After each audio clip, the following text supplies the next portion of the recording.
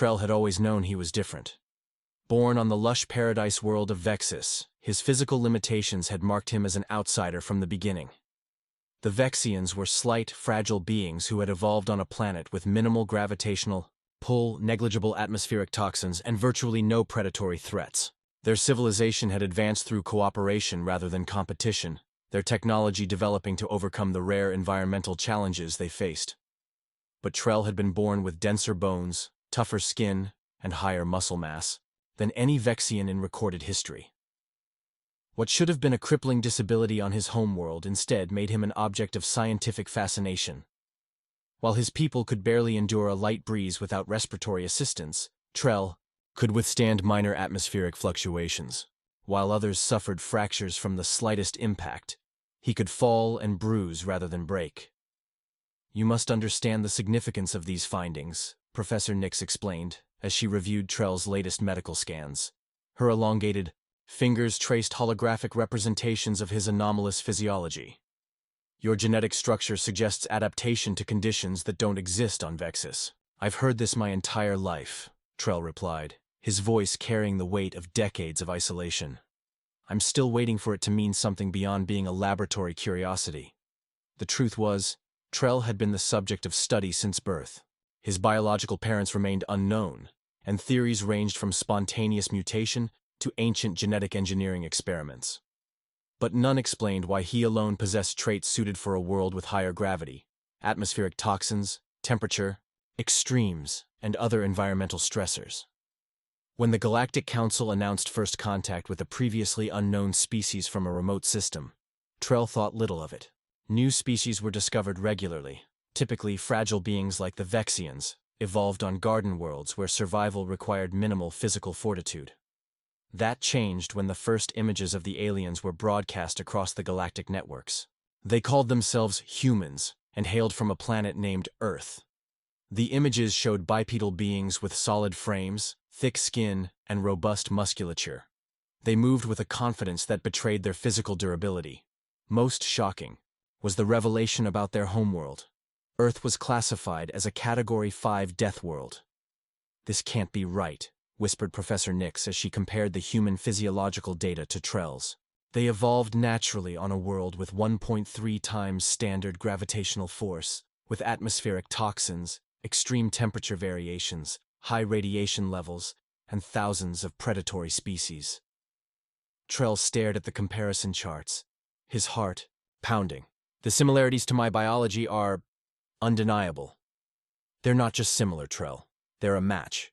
Your genetic structure is fundamentally human." News spread quickly. The humans had arrived with a delegation of 50 representatives, all displaying physical capabilities that terrified most Galactic Council species. They could endure environments that would kill a Vexian in seconds. They ate foods containing compounds toxic to most species. They had evolved on a world where competition and survival against overwhelming odds had shaped their entire history, and Trell shared their biology. "We need to make contact with them," Trell insisted, his voice steady despite the trembling in his hands. "If I truly am one of them, I deserve to know how it's possible." Professor Nix nodded slowly. "The Council has arranged for diplomatic meetings. I'll request a private audience." "But Trell," she paused, her large eyes reflecting concern. "Be prepared. Whatever answers you find may change everything you thought you knew about yourself." "I've been alone my entire life," Trell replied. "I'm ready for change." The human delegation had taken up residence in a specially constructed facility on Nexus Station, the massive space habitat that served as the Galactic Council's headquarters. Standard environments were toxic to humans. Too little oxygen, too little gravity, temperatures too cold for their metabolisms. The fact that they required special accommodations that would kill most Council species only heightened the growing anxiety about these Deathworlders. Trell approached the human sector with Professor Nix, following nervously behind. Unlike the rest of the station's inhabitants, he required no protective gear to enter the human-compatible zone. The airlock cycled, gravity increased, and temperature rose. Professor Nix remained behind the safety barrier, her respiratory apparatus already working overtime from the stress. "Are you certain about this?" she asked one final time. Trell nodded. More certain than I've ever been about anything. When the inner door opened, Trell found himself facing 3 humans, 2 males and a female, according to the briefing materials. They wore simple uniforms bearing the Earth Union insignia, and their expressions registered immediate surprise. "You're not wearing environmental gear," said the one who had introduced himself as Captain Jack Reed, the diplomatic missions leader. His eyes, startlingly similar to Trell's own, narrowed with curiosity. "How is that possible?" "That's why I'm here," Trell replied, feeling suddenly self-conscious. "I was hoping you might help me answer that question." The female human, Dr. Lisa Ford, approached with a handheld scanner. "May I? This won't hurt." Trell nodded, and she ran the device over him, her eyes widening as she reviewed the results. "Jack, he's human, or at least genetically speaking close, enough to be considered human. Some minor adaptations, but fundamentally, that's impossible," said the 3rd human, Major Tom Wells. "We've never established colonies this far out. First contact was only confirmed 3 months ago." Trell explained his history. His anomalous birth among the Vexians, his lifelong isolation, the medical studies.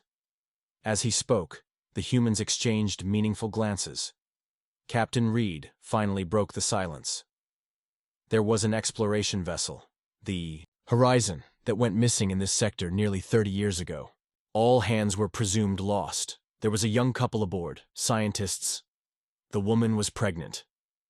"The timing matches," Dr. Ford said quietly. "And it would explain—" "Explain what?" Trell asked, his heart racing. "Why you were born here, among aliens with human biology," Captain Reed answered. "If the Horizon was destroyed but the escape pod carrying your parents made it to Vexus."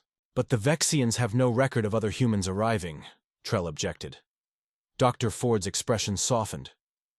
"The pods are designed to protect occupants, not necessarily keep them alive indefinitely.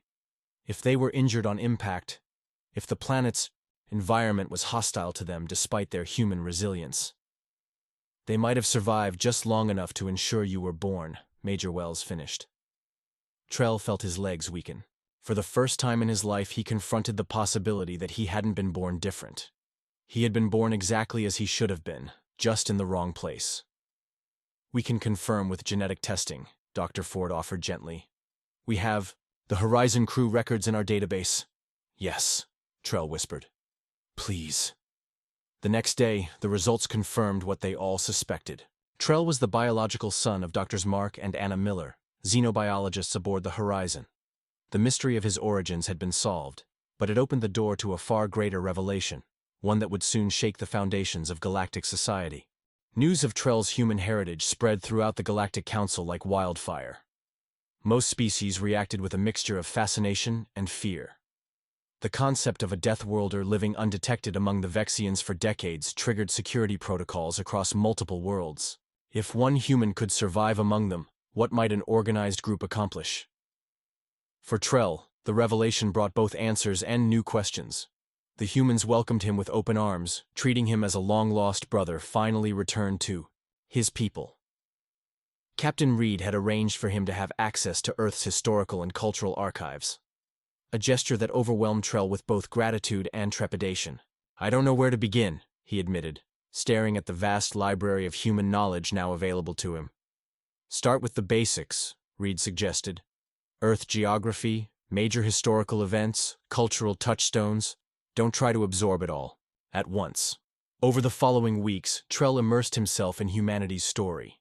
He learned of their violent past and their improbable survival on a planet seemingly designed to kill them. Earth had shaped humans into resilient, adaptable beings who viewed obstacles as challenges rather than impossibilities. Unlike the harmonious evolution of most council species, humans had clawed their way to civilization against constant threats: disease, predators, natural disasters, and their own self-destructive tendencies. They had nearly destroyed themselves multiple times before finally achieving unity and reaching for the stars. "Your history is terrifying," Trell told Dr. Ford during one of their regular conversations. "Most council species would consider humanity's past proof that you're too dangerous to exist." She smiled wryly. "We've heard that before. But we think our history gives us perspective that the council lacks. We understand struggle in ways they can't." Meanwhile, Captain Reed had been engaged in tense negotiations with the Council. The discovery of Trell had complicated diplomatic relations, with several species now demanding restrictions on human movement through Council space. Some extremist elements had even suggested that humans be classified as a containment-level threat. "It's not going well," Reed admitted when he returned from a particularly difficult session. "They're using you as evidence that humans can infiltrate their societies." "That's absurd," Trell protested.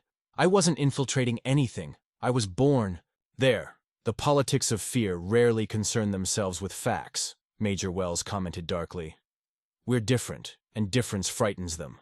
The situation deteriorated further when a coalition of species proposed mandatory genetic screening for all inhabitants of Council worlds, ostensibly to identify any other hidden humans, but clearly intended as a form of biological discrimination. "This cannot stand," Trell declared, his resolve hardening. "I need to address the Council directly." Captain Reed looked uncertain. "Are you sure that's wise?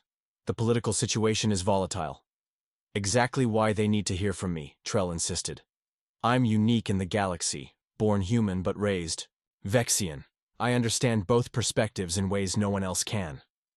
After much deliberation, arrangements were made for Trell to speak before the full Galactic Council. Representatives from over 200 species would be present, many attending remotely due to incompatible biologics. Standing before the assembled delegates, Trell felt the weight of two civilizations on his shoulders. The delicate Vexians who had raised him watched with their characteristic calm curiosity. The humans stood apart, their sturdy frames marking them as natural outsiders. "Honored representatives," Trell began, his voice carrying through the chamber's translation systems. "I come before you as living proof that coexistence is possible. I am human by biology, but Vexian by upbringing. I represent not a threat, but an opportunity, a bridge between worlds that evolution has separated." As he spoke, Trell could see the subtle shifts in posture among the delegates. Some leaned forward with interest, others recoiled in discomfort. The future of human council relations hung in the balance, and Trell knew his next words might determine the course of galactic history. "The simple fact of my existence," Trell continued, his voice steady despite the tension in the council chamber, "demonstrates something profound about both humans and council species. I have lived my entire life among beings whose physical constitution is drastically different from my own, and yet here I stand. Neither side has been destroyed by this contact." The Vexian Council representative, Lore, rose from her seat. Her delicate frame required assistance from an anti-gravity harness. "While we appreciate Citizen Trell's unique perspective, the Vexian Confederation must emphasize that his case was closely monitored. He was a singular anomaly under constant scientific supervision. This hardly compares to open migration of Deathworlders throughout Council space." Murmurs of agreement rippled through the chamber. Captain Reed stood next. "The Earth Union acknowledges these concerns. We're not asking for unrestricted access to worlds whose environments we might inadvertently damage. We're proposing controlled cultural and scientific exchange with appropriate safeguards." "Safeguards?" scoffed the Moravian delegate, his crystalline form shimmering with agitation. "Your species evolved by overcoming safeguards. What obstacle has ever permanently stopped humans?" The debate grew heated. Trell watched as the council split into factions, those who saw potential benefits in human cooperation and those who feared the unpredictable nature of Deathworlders. What none seemed to grasp was the fundamental misunderstanding at the heart of their fear. "If I may speak again," Trell interjected, stepping forward. The chamber fell silent. "You've all misidentified the true anomaly here. You're focusing on human physical resilience as the primary concern, but that's not what makes humanity different." He gestured toward the historical displays that Captain Reed had prepared, images of Earth's development from primitive tribes to a spacefaring civilization. "What truly separates humans from council species isn't their bodies, it's their minds. Specifically, their cognitive response to adversity. Where most council species evolve to avoid threats through adaptation, humans evolve to overcome them through innovation. They don't just survive problems, they solve them."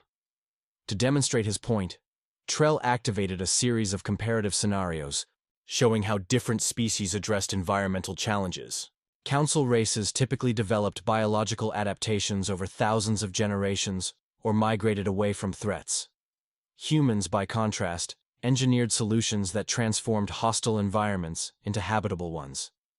This problem-solving orientation is why humanity advanced from stone tools to interstellar travel in less than 10,000 years, while most council species required 50,000 to 100,000 years to achieve the same technological progression.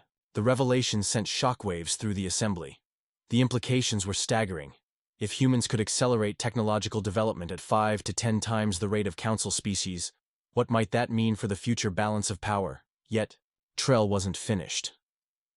But there's another side to this cognitive difference that you're overlooking. Humans don't just solve problems for themselves. They're compelled to solve problems for others.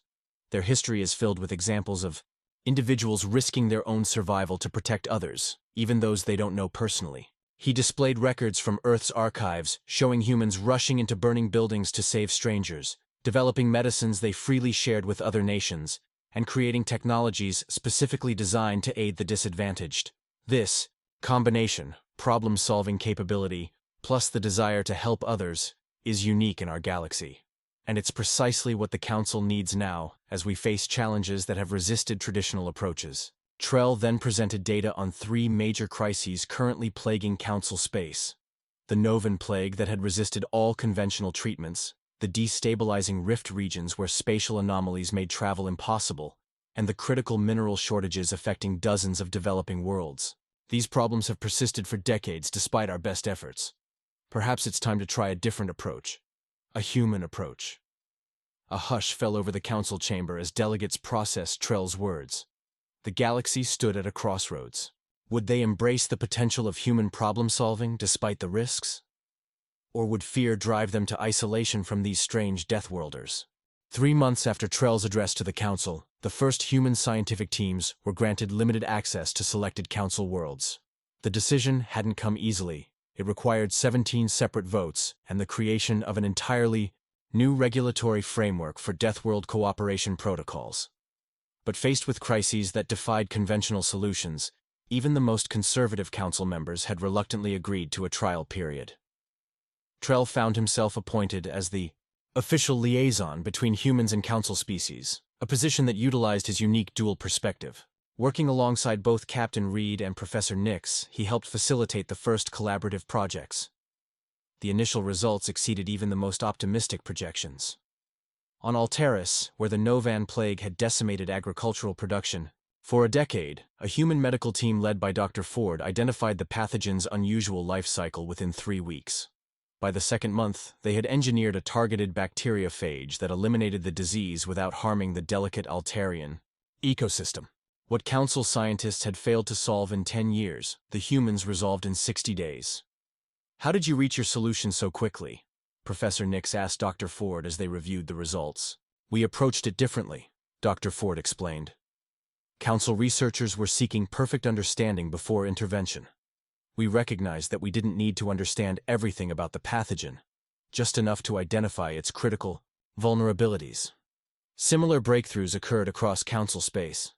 A team of human engineers developed stabilizers for the spatial anomalies in the rift regions, reopening trade routes that had been abandoned for generations. Human geologists introduced new extraction techniques that transformed worthless rock into valuable resources, alleviating mineral shortages on multiple worlds. Not all council species were pleased with these developments. The rapid success of human interventions generated both gratitude and resentment. Some feared growing dependence on Deathworlder expertise. Others worried about the cultural influence of these strange beings who approached problems with such relentless determination. "They're moving too fast," complained the Draxian representative during a council review session. "They're implementing solutions without understanding the long-term implications for our societies." "Would you prefer the problems remained unsolved?" Trell countered. "The Novan Plague was destroying your agricultural colonies. Now they're thriving again." "At what cost to our independence?" the Draxian shot back. "Today they solve our problems. Tomorrow, they'll be making our decisions." The tension reflected a deeper truth that Trell was beginning to understand.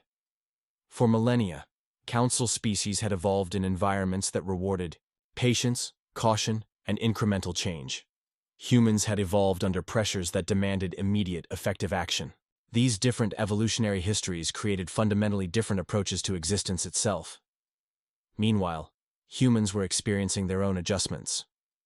For the first time, they encountered species who viewed their helpful interventions with suspicion rather than gratitude. Their natural problem-solving instincts sometimes led them to propose solutions without fully appreciating the cultural contexts of the worlds they were trying to help. "We need to slow down," Captain Reed admitted during a strategy session with Trell. "We're solving the technical problems but creating social ones in the process."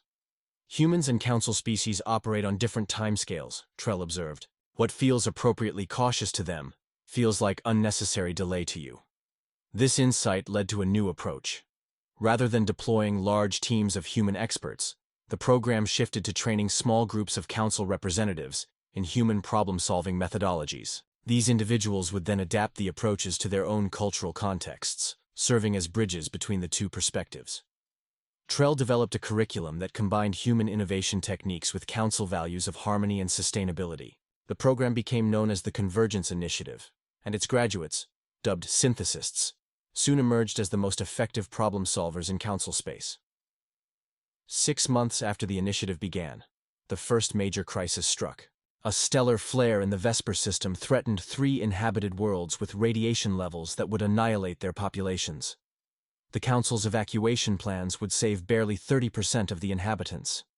It was the first true test of whether humans and council species could work together effectively when lives hung in the balance. The Vesper crisis mobilized resources from across council space.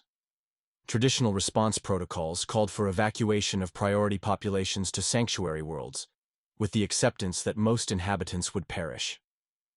This approach reflected the Council's evolutionary history. Species that had survived by accepting certain losses and preserving enough individuals to continue their civilizations. The Human Response Team, led by Major Wells, found this approach unconscionable. "We're not writing off 70% of the population," he declared during the emergency session. "That's not a solution. It's surrender." The council representatives bristled at his characterization. "Our evacuation protocols have been refined over centuries," the Tellurian coordinator explained. "We cannot transport everyone within the time constraints. These are mathematical realities, not moral choices." Trell watched the familiar pattern unfold. Council species accepting limitations, humans refusing to acknowledge them. But this time, the stakes were too high for philosophical debates. "Both approaches have merit," he interrupted. "The Council's evacuation expertise is essential, as is the human refusal to accept the inevitability of massive casualties. Instead of arguing about which philosophy is correct, let's combine them." What emerged was an unprecedented collaboration. Council logistics experts managed the evacuation of the most vulnerable populations, while human engineers worked on a radical solution to mitigate the radiation effects on the planets themselves. Drawing on technology developed for Earth's ancient nuclear cleanup operations, the humans proposed deploying massive orbital radiation scrubbers, essentially artificial magnetospheres that could deflect the incoming stellar radiation. The concept had never been attempted on a planetary scale, but theoretical models suggested it might work. "It's never been tested," warned the Vexian science director. "The power requirements alone are beyond our current capabilities." "Then we'll need to innovate," replied Dr. Ford. "What if we redirect power from the planetary shields of neighboring systems? They won't need their full capacity during this period." The idea was radical. Council worlds had never voluntarily lowered their defenses to aid others, yet faced with the alternative of massive loss of life, 6 neighboring systems agreed to the temporary power transfer. As the stellar flare approached, tension mounted. The evacuation proceeded with remarkable efficiency, with council coordinators demonstrating their centuries of experience in population movement. Meanwhile, human engineers worked around the clock to deploy and calibrate the scrubber network. "This is going to be close," Major Wells reported as the final systems came online. "The flare will hit in less than 6 hours." Trell had remained on Vesper Prime, the largest of the threatened worlds, working with local authorities to prepare the population for either outcome. If the scrubbers failed, they would face radiation sickness on an unprecedented scale.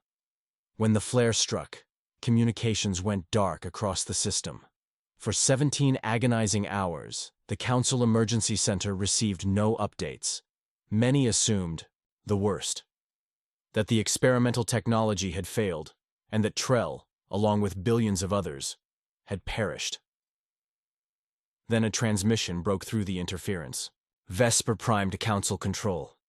Radiation levels at 23% of lethal threshold and falling. The scrubbers worked. Repeat. The scrubbers worked. Trell's voice, though distorted by interference, carried the unmistakable tone of exhausted triumph. The impossible had been accomplished, not by humans alone, nor by Council species working separately, but through their combined efforts. The Vesper intervention, as it came to be known, marked a turning point in galactic relations. What had begun as cautious cooperation transformed into genuine collaboration. Council species began to see humans not as dangerous deathworlders but as valuable allies whose different perspective offered solutions to previously insurmountable problems. For their part, humans learned to temper their impatience and appreciate the Council's emphasis on stability and long-term thinking. The exchange of ideas flowed in both directions, enriching both human and Council societies. 1 year after Trell's initial address to the Council, a formal treaty established the Convergence Accord, a framework for ongoing cooperation between humans and Council species. At its center was the recognition that diversity of experience, even when uncomfortable, strengthened the galactic community. As the architect of this new understanding, Trell was offered a prestigious position at the newly established Convergence Academy on Nexus Station, where representatives from all species would learn to integrate their different approaches to problem-solving. "Did you ever imagine this outcome when you first discovered your human heritage?" Captain Reed asked him during the Academy's opening ceremony. Trell smiled, watching as humans and Council species mingled comfortably in the reception hall. An impossible sight just 1 year earlier. "No," he admitted. "I was just looking for where I belonged. I never expected to help create a place where everyone could belong together." 5 years after the signing of the Convergence Accord, the galactic landscape had transformed in ways few could have predicted. The integration of human problem-solving with Council stability had accelerated development across multiple sectors. Worlds that had stagnated for centuries experienced renaissance periods of cultural and technological advancement. Trell stood at the observation deck of the Convergence Academy, now expanded to occupy an entire section of Nexus Station. Below him, students from over 70 species engaged in collaborative exercises, Council beings learning human-style innovation techniques, while humans studied the subtle harmony paradigms that had sustained Council civilizations for millennia. Quite a view, isn't it? Professor Nix glided up beside him, her anti-gravity harness now a smaller, more elegant design, one of countless quality-of-life improvements that had emerged from human-Council cooperation. "Sometimes I still can't believe it's real," Trell admitted. "When I think about where we started." His reflection was interrupted by the arrival of Captain Reed, now Admiral Reed, the human liaison to the Galactic Council's Executive Committee. "The Frontier Initiative proposal passed," Reed announced without preamble, his face breaking into a grin. 7-2 in favor. We're really doing this. The Frontier Initiative represented the most ambitious joint project yet conceived, AE systematic exploration of the galactic rim, regions previously considered too dangerous for Council species to investigate. Mixed crews of humans and Council representatives would venture into uncharted space, seeking new civilizations and resources. "The Draxians voted against it, I assume?" Trell asked. Reed nodded. "Them and the Moravians. Still uncomfortable with the pace of change, but the majority recognized the potential benefits outweigh the risks." What neither of them said aloud was that the initiative would never have been possible before human contact. Council exploration had always been methodical, cautious, and slow, an approach that had served them well for millennia, but had also limited their reach to the safest regions of the galaxy. Humans brought not just their physical resilience to dangerous environments, but their willingness to take calculated risks for potential discoveries. This combination, tempered by Council wisdom regarding sustainability and long-term consequences, created exploration protocols unlike anything previously attempted. Later that day, Trell addressed the Academy's graduating class, the third cohort of synthesists who would serve as bridges between human and Council approaches.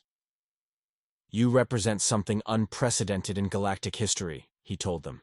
Not human, not council, but something new. Beings who can draw from both traditions to create better futures than either could imagine alone. Looking out at the assembled graduates, Trell saw the physical diversity that still marked the division between humans and council species. The humans stood out with their solid frames and durable constitutions, biological testaments to their death-world origins. Yet the distinction that had once inspired fear now generated a different response. Appreciation for the unique perspective that such origins provided. After the ceremony, Trell was approached by a young Vexian student named Kir, one of the few from his homeworld brave enough to study directly alongside humans. "I've been selected for the Frontier Initiative," Kir announced, his delicate form vibrating with excitement. "First Vexian ever assigned to an exploration vessel. My family thinks I'm insane." Trell laughed. 5 years ago, they would have been right. Now, he gestured around them at the integrated station where environments once considered impossibly hostile to Vexians had been made safe through human-designed adaptations. "Now we understand that growth happens at the edge of comfort," Kir finished. "That's what my human crewmates keep telling me."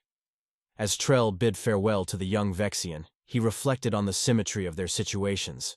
Trell, a human raised among Vexians, had bridged the gap from one direction.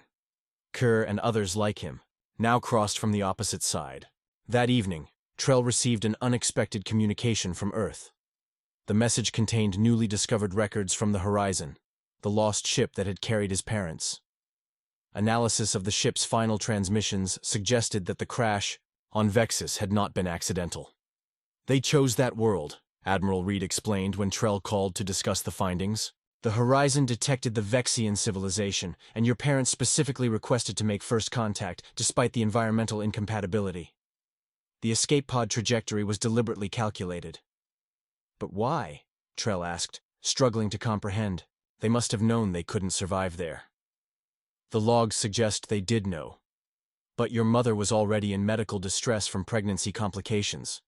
The final entry from your father indicates they believed that even if they couldn't survive, you might, and that your existence could someday forge a connection between humanity and the species they'd discovered." Trell sat in silence, processing the revelation.